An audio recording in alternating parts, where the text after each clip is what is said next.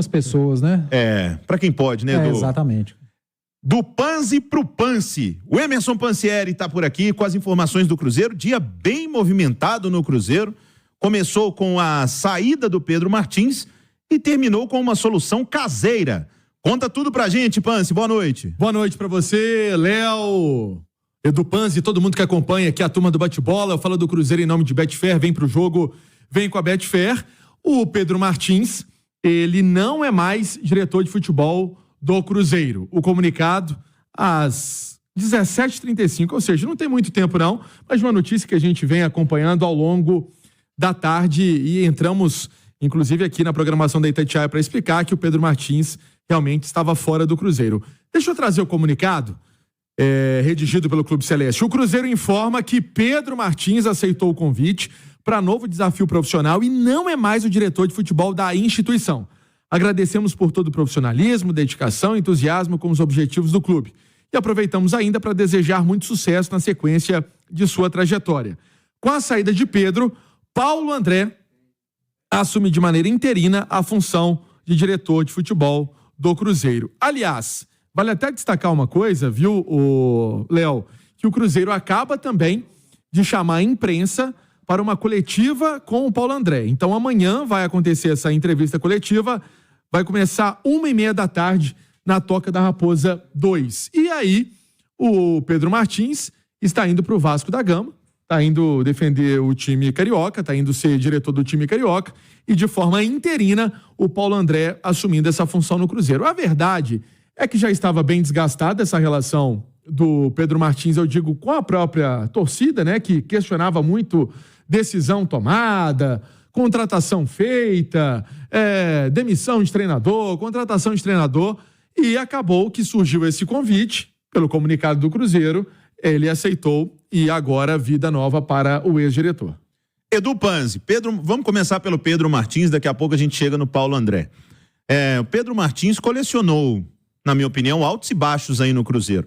Porque nesse momento, quando o cara deixa, e que estava sendo muito cobrado, as críticas aparecem assim, né? Facilmente. E eu acho que ele teve alguns méritos, teve alguns acertos no comando do Cruzeiro. A primeira temporada, quando eles chegaram, uma bagunça tremenda, o Cruzeiro voltou para a Série A com tranquilidade. Teve acertos em algumas escolhas de treinadores, acho que errou na hora de mandar embora, mas agora deixa o Cruzeiro num momento conturbado, Edu, que acabou de ter uma troca de treinador em início de ano e um treinador que ele bancou. Que ele não bancou em janeiro, mas que ele bancou agora. Então são duas as perguntas para você, Dudu. Como fica o Seabra sem o Pedro Martins e como fica o Cruzeiro sem o Pedro Martins? Ô, Léo, eu acho que o Cruzeiro bancou, não foi o Pedro Martins. O Pedro Martins é mais um lá dentro do Cruzeiro que não toma as decisões sozinhos e lá dentro eles fazem questão de sempre dizerem que não é uma pessoa que toma decisão, o Cruzeiro não tem ninguém maior do que o clube, não tem ninguém com a palavra maior do que a do outro, a não ser ali dentro o dono, o que é o Ronaldo. Só que o Pedro Martins, ele era a vidraça, porque é o cara que ia pro microfone, que dava as entrevistas, poucas, mas é ele que dava as entrevistas coletivas, em momentos bons, em momentos ruins, geralmente o Pedro Martins que aparece, e ele virou vidraça. Quando é ele que vai, ele que dá a entrevista na saída do Larcamon, se alguém tá com pedra na mão, aponta para o Pedro, não foi para o Ronaldo que não deu entrevista, para o Paulo André, para o Paulo Autuori, mas eu acho que a responsabilidade precisa ser dividida. E o Pedro Martins, como diretor de futebol do Cruzeiro, ele trabalha com um orçamento. Não adianta exigir que o Cruzeiro monte uma equipe com um orçamento que não dá para montar essa equipe. Se o Cruzeiro tem um time modesto em 2024, teve um time modesto em 2023, é porque o orçamento poderia chegar apenas a esse time. E olha que no final do ano passado, uma carta do Ronaldo dizia que 2024 seria mais ambicioso.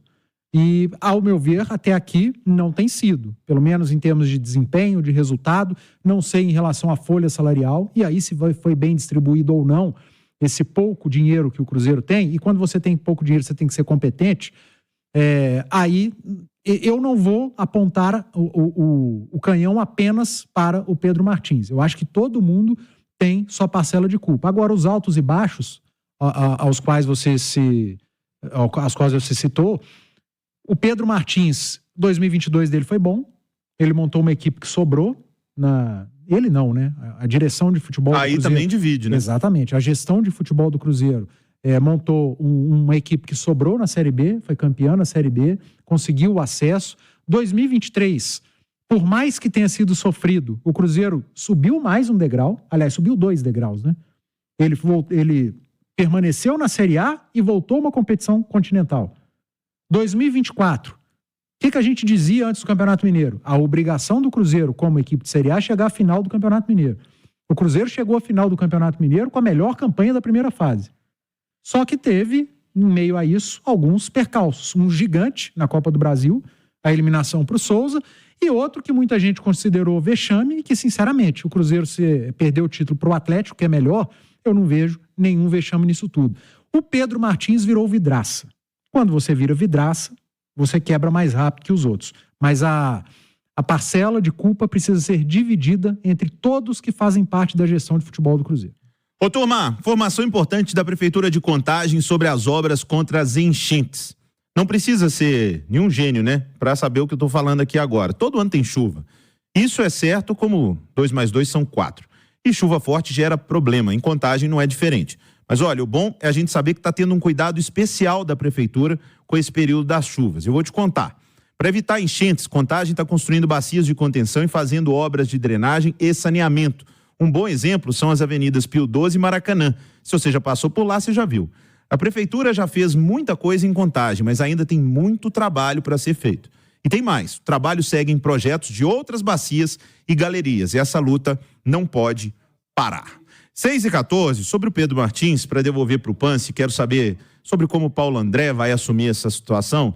Mas sobre o Pedro Martins, eu acho que o Edu Panzi está correto de que as responsabilidades são divididas, mas ele, na função de diretor de futebol, se a folha do Cruzeiro esse ano aumentou, ele foi incompetente, porque o time não melhorou. O time saiu da Copa do Brasil antes, e eu não acho que ninguém hoje veja o Cruzeiro melhor do que o ano passado. Também nem acho que é pior. Acho que o Cruzeiro segue da mesma maneira. Então não vi mudança no time. O que aconteceu com o Marcelo Moreno?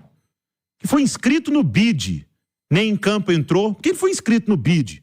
Para pendurar a chuteira antes de um jogo? Ficou muito mal explicada toda a situação com um ídolo do Cruzeiro. Um cara muito importante na história do clube. As trocas de treinadores. Quem mandou o Pepa embora? Foi o Ronaldo. O fulano. Mas o diretor de futebol, ele é o cara que tem que entender mais de futebol. E o Pedro Martins não é esse cara. O diretor de futebol tem que entender mais de futebol do que de negócio. Ele pode ter uma ótima oratória, mas de futebol, com orçamento menor, o desafio é ainda maior.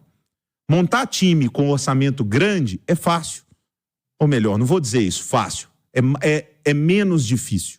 Mas montar time com orçamento curto, que é como o Cruzeiro tem vivido, é mais difícil. E daí você precisa de um diretor de futebol muito competente.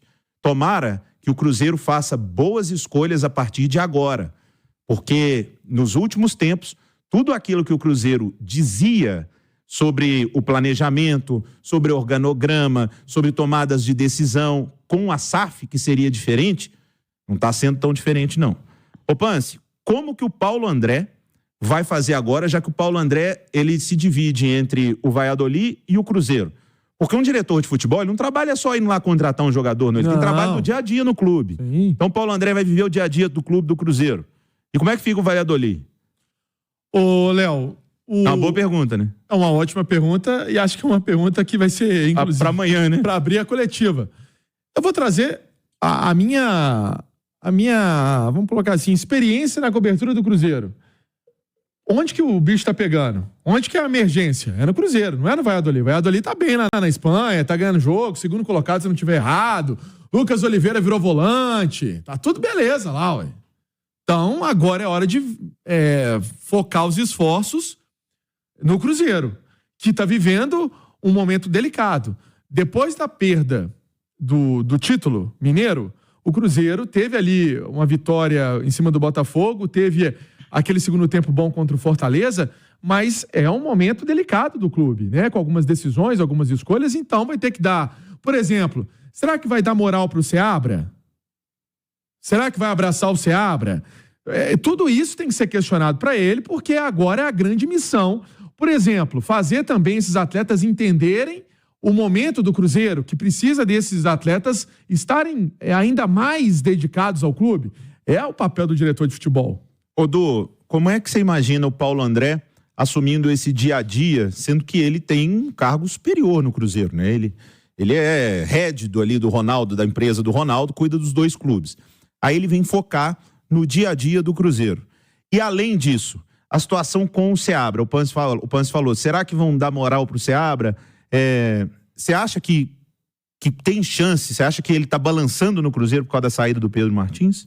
Ô, Léo, que gestão de futebol profissional é essa que num ano pega o diretor técnico e transforma em técnico, e no ano seguinte pega o cara que tem um cargo acima do diretor de futebol e rebaixa ele para diretor de futebol, porque o diretor de futebol resolveu sair para um clube, para uma SAF que ele disse, ele e o Gabriel Lima, para nós que estávamos na Toca da Raposa, que não eram exemplos de SAF.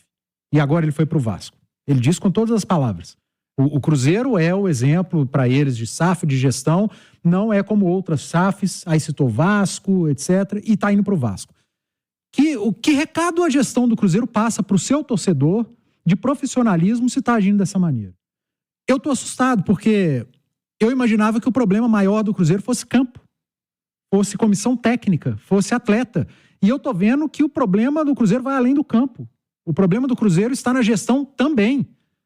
De novo, pega um cara que era um nível acima, vai colocar abaixo, vai quebrar galho com o Paulo André, vamos dizer assim, para ser o diretor de futebol. Será que ele quer? Vai ser igual o Paulo Torre, olha, eu não quero, não me chamem de diretor de futebol. Aí vai vir com outro discurso. E os outros profissionais, os agentes de atletas, os treinadores, como é que eles estão vendo isso do Cruzeiro? Como que eles recebem essas informações saindo do Cruzeiro? Então, para mim, o que está acontecendo no campo não deixa de ser reflexo dessa bagunça que está fora de campo no Cruzeiro. Eles não se entendem fora de campo. Como que o novo diretor de futebol, se chegar um novo diretor de futebol, vai trabalhar? Ele vai ter um orçamento melhor do que o Pedro Martins ou vai ter que trabalhar com o mesmo orçamento? Ou ele não vai ter nem orçamento, né? Porque nós não estamos com a janela agora, o Cruzeiro não achou petróleo lá na Toca da Raposa, o elenco foi montado no início do ano. E tá para pagar 7 milhões de euros num jogador só. Pois é. E montado pelo Larcamon, viu, gente? Que já não tá mais aí. Com a anuência do Pedro Martins. Exatamente. Desculpa entrar nessa história. As características o Larcamon contratou um jogador que joga pelo lado de campo porque tem característica de ala, Barreal. Contratou um terceiro homem de construção, o Vidalba, porque tem a característica daquilo, que o Seabra chegou e não pensa futebol dessa maneira. O Barreal não vai ser ala, vai ser ponta. O Vidalba não vai jogar. Praticamente não vai jogar. Olha, o que eu imaginava que era campo, hoje eu tenho certeza que o pior problema do Cruzeiro hoje é gestão. É fora de campo, é extra-campo. Perfeito, Edu. 6h20. A Gerdau acredita que todo sonho nasce para ser grande e que a dedicação e incentivo são essenciais. A Gerdau é patrocinadora do Minas Tênis Clube, desde a base até os times profissionais de vôlei. É patrocinadora do Galo também, desde a base ao profissional no masculino e do Cruzeiro no feminino. A Gerdau acredita que investir nas pessoas é investir na formação de futuros campeões na quadra, no campo e na vida. Gerdau, brasileira de nascimento, mineira de coração. Ô Panzi, vou te dar um descanso, vou voltar com as formações do América, do Galo. No final do programa você volta para você ver se você tem mais alguma atualização aí sobre essas mudanças do Cruzeiro. Deixa eu só fechar rapidamente com uma matéria que está inclusive no nosso site. Auxiliar de Larcamon revela bastidores de demissão no Cruzeiro. Eu vou fazer pelo menos aquele teaser. O spoiler. Aquele spoiler na linguagem hoje da galera. Mas agora que você já falou pra turma que é esperta, está no itatiaia.com.br. Todo mundo vai acessar lá, Panzi. Vou só dar uma frase. Fomos pegos de surpresa.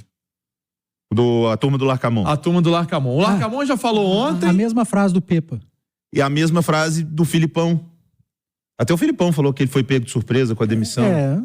Não, mas eu tô dizendo assim, pro treinador, ele sempre é pego de surpresa. Né? O que a mídia tá falando, a torcida tá reclamando, enfim. Aí ele fala que jogou mal a final, mas enfim... Você vai contar tudo agora? Não, eu só tô dando um spoilerzinho. Mas tá lá no site, daqui a pouco eu vou voltar, mas é porque esse assunto pega fogo. Eu sei. Porque é um cara que tava aí, era da confiança do Larcamon, que contratou Vidalba, contratou Barreal, enfim.